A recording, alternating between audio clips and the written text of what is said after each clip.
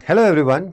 एक क्वेश्चन एक आपके दिमाग में हमेशा आता रहता है कि हम अपने मॉक्स में अपना जो नंबर ऑफ अटेम्प्ट्स हैं वो कैसे बढ़ाएं। और हमेशा एक क्लैट का जो एस्पिरेंट होता है उसको लगता है कि मेरे नंबर ऑफ अटेम्प्ट्स कम है। वो 50 60 70 यहाँ तक अटेम्प्ट करता है और फिर इसके आगे जाने में या उसको नंबर ऑफ अटेम्प्ट्स बढ़ाने में हो जाती है दिक्कत। और ये प्रॉब्लम बहुत सारे बच्चों को फेस करनी पड़ती है। तो आज के इस सेशन में मैं आपको सिर्फ ये बताने आया हूँ कि आप किस तरीके से एक 90 टू 100 क्वेश्चंस अपने मॉक्स में अटेम्प्ट कर सकते हैं, जिससे आपका स्कोर भी इनहांस हो जाएगा, प्लस आपके चांसेस भी बढ़ जाते हैं। क्योंकि कहीं ना कहीं जब आप मॉक्स में अच्छा करने लग जाते हो तो फाइनल डे में जब आप पहुंचते हो तो आप ऑलरेडी अपने आप को थोड़ा सा मोटिवेटेड और थोड़ा सा कॉन्फिडेंट फील करते हो कि भाई अब मैं अपना फाइनल डे पे भी कर लूँगा।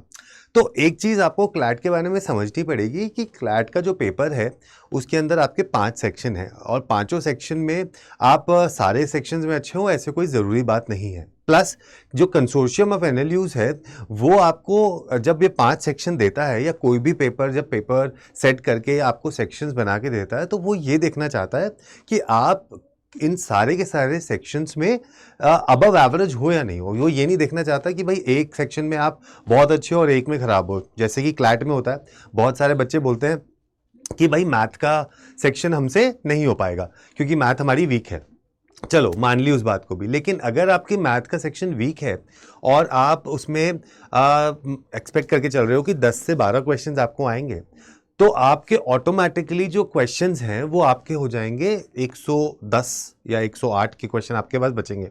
तो किसी भी हालत में आप ये 100 क्वेश्चंस तो आप अटेम्प्ट नहीं कर पाओगे अगर आपने मैथ का क्वेश्चन बिल्कुल छोड़ दिया।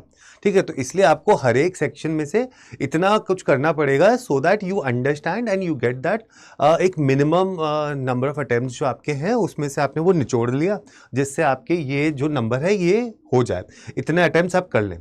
एक दूसरा क्वेश्चन जो है जो बहुत सारे बच्चों के दिमाग में चलता रहता है वो ये रहता है कि जब हम ज़्यादा अटेम्प्ट करने की कोशिश करते हैं तो हमारी एक्यूरेसी डाउन हो जाती है, जो होता भी है, कभी कभी हो भी जाता है। लेकिन कई बार ये चीज़ को भी आपको ध्यान में रखना पड़ेगा कि अगर आपने क्वेश्चन ही 70 अटेम्प्ट करे तो आपका स्कोर 70 के ऊपर तो नहीं जा पाएगा ना, है ना।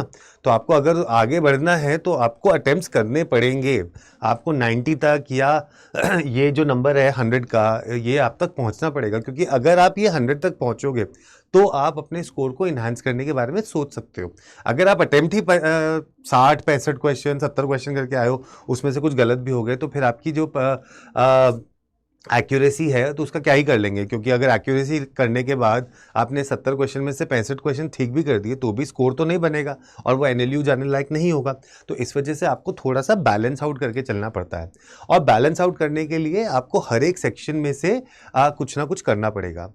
तीसरी चीज आती है कि एक बच्चा जिसको हम बोलते हैं ना, don't fall in love with the question. आपने एक उठाया और पैसेज डिफिकल्ट आ गया और उसमें आप लगे रहे, आपने उसके ऊपर 7 8 10 मिनट लगा दिया, 12 मिनट लगा दिया और उसके बाद उसमें से कुछ निकला नहीं, तो आपने ऑटोमेटिकली अपने टाइम को किल कर दिया, जिससे आपका जो मैक्सिमम आउटपुट है वो नहीं निकल पाएगा, है ना। तो वहां पर आपको थोड़ी सी प्रॉब्लम हो सकती है। उसके अलावा आपको एक स्ट्रैटेजी बना के चलना बहुत ज़रूरी है, क्योंकि अब स्ट्रैटेजी क्या होती है कि जब भी हम मॉक्स दें तो उसमें हर एक सेक्शन का जो एक टाइम लिमिट है वो टाइम लिमिट को आप लेकर चलें। क्योंकि अगर वो टाइम लिमिट आपने ऊपर नीचे करी तो आपका कहीं ना कहीं एक बैकफुट पे आप आ जाते हो। तो अब आपके पास 2 घंटे हैं, तो इन 2 घंटे में आप ऐसा कर सकते हो कि जो 1 घंटा है 60 minutes that you can devote to say English and critical reasoning. So 30 minutes आप उस दोनों सेक्शंस को दे सकते हो।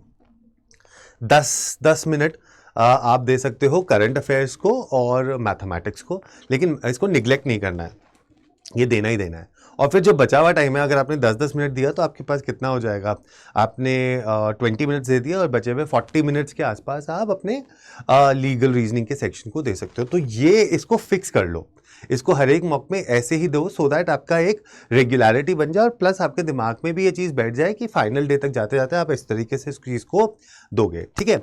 और उसके बाद फिर जब आप एंड में आप अपनी प्रिपरेशन कर रहे हो तो उसमें आप अपने मॉक्स को देखो कि मॉक्स में जब आप कोई भी चीज़ दे रहे हो या कोई भी सेक्शन के बारे में दे रहे हो ना, तो कि आपको एक्यूरेसी बढ़ाने की कोशिश करनी है। ऐसा नहीं है कि अगर आपने एक सेक्शन से ज़्यादा क्वेश्चन कर लिए तो आपका सिलेक्शन हो जाएगा, नहीं, आपको एक बैलेंस बना के चलना पड़ेगा।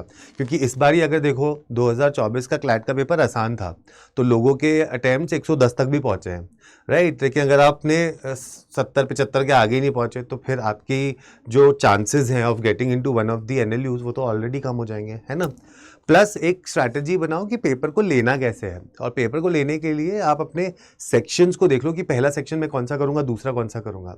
अगर आप ये सोच रहे हो कि मैं पहले करंट अफेयर्स कर देता हूँ, उसके बाद मैं इंग्लिश, क्रिटिकल रीजनिंग और लीगल करूंगा, तो इसमें तीनों में ही आपको बहुत ज़्यादा पढ़ना पड़ेगा। और अगर आपको तीनों में ही पैसेजेस बहुत ज़्यादा पढ़ने पड़ेंगे तो कहीं ना कहीं आप फटीग महसूस होता है, क्योंकि आपका वो एनर्जी लेवल सेम नहीं रह पाएगा। 15 पैसेजेस अगर आपको बाय एंड लार्ज पढ़ने हैं इन तीनों सेक्शंस में, तो सारे के सारे में वो सेम एनर्जी लेवल रहे, नहीं हो सकता। तो आप क्या कर सकते हो, आप पहले स्पेस आउट कर लो कि पहले आपने से इंग्लिश कर लिया तो इंग्लिश के बाद आपने करंट अफेयर्स कर लिया। करंट अफेयर्स में आपको थोड़ा ब्रीदर मिल जाएगा, थोड़ा सांस ले लोगे और फिर कर सकते हो, ठीक है। उसके बाद आप फिर क्रिटिकल रीजनिंग पे आ जाओ, और फिर क्रिटिकल रीजनिंग के बाद आप क्या बोलते हैं, करंट उस पे आ सकते हो, मैथमेटिक्स पे आ सकते हो, या आपने करंट अफेयर्स के बाद आपने लीगल रीजनिंग कर लिया, लीगल रीजनिंग के बाद आपने मैथमेटिक्स कर लिया और फिर क्रिटिकल रीजनिंग कर लिया। तो ऐसे आपको एक स्पेस आउट ब्रीदर मिल जाएगा, लेकिन वो टाइम लिमिट पे स्पेस आउट और स्टिक रहना बहुत ज़रूरी है, ठीक है। तो ये सारी चीज़ें आपको करनी पड़ेंगी। प्लस अब ये सारी प्रैक्टिस करने के लिए आप क्या कर सकते हो, आपको और असिस्टेंस अगर आप चाहिए तो आप अड्डा 24/7 की साइट पर जा सकते हो, क्योंकि अड्डा 24/7 पे अगर आप जाते हो तो आपको यहाँ पर हम लोग दे रहे हैं क्लैट की बहुत बड़ी प्रिपरेशन। और वो प्रिपरेशन क्या है कि आपको यहाँ पर मिल जाता है हमारा लॉ का महापैक। ये आपका महापैक है जिसमें आपको कंटिन्यूअस लर्निंग मिलती है। आप थ्रू आउट जितने भी हम बैचेस स्टार्ट करेंगे सबका एक्सेस आपको यहाँ से इसमें मिल जाएगा। और अगर आप चाहते हो कि आपको एक सिंगल बैच लेना है तो भी आप ले सकते हो, दैट इज़ विजनरी 2.0 बैच ले सकते हो, वरना हमारा नया बैच आ चुका है वो, ठीक है, वो भी आप ले सकते हो। और उन सब को लेने के लिए आप कोड लगा सकते हो Y713। अगर आप ये कोड लगाओगे Y713 तो आपको मिल जाएगा मैक्सिमम डिस्काउंट। अगर आप ये लॉ का महापैक लेना चाहते हो जो कि अभी आपको 16,280 रुपये का मिल रहा है, लेकिन अगर आप इसमें कोड लगा देते हो, if you use the code Y713, आपने लगा दिया Y713 और इसको अप्लाई कर दिया, तो आपको यहाँ पर मिल जाता है ये डिस्काउंट विच इज़ 14,800 में मिल रहा है।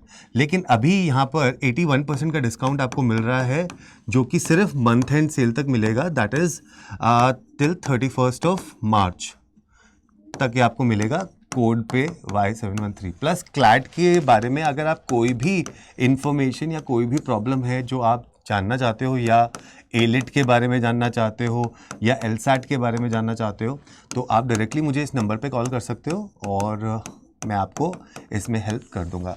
सो चलिए साथ में चलते हैं और क्लैट की तैयारी करते हैं और कोशिश करते हैं आपको एक NLU में पहुंचाने के लिए, क्योंकि NLU का सपना अब होगा अपना अड्डा 24/7 के साथ। All the best, take care.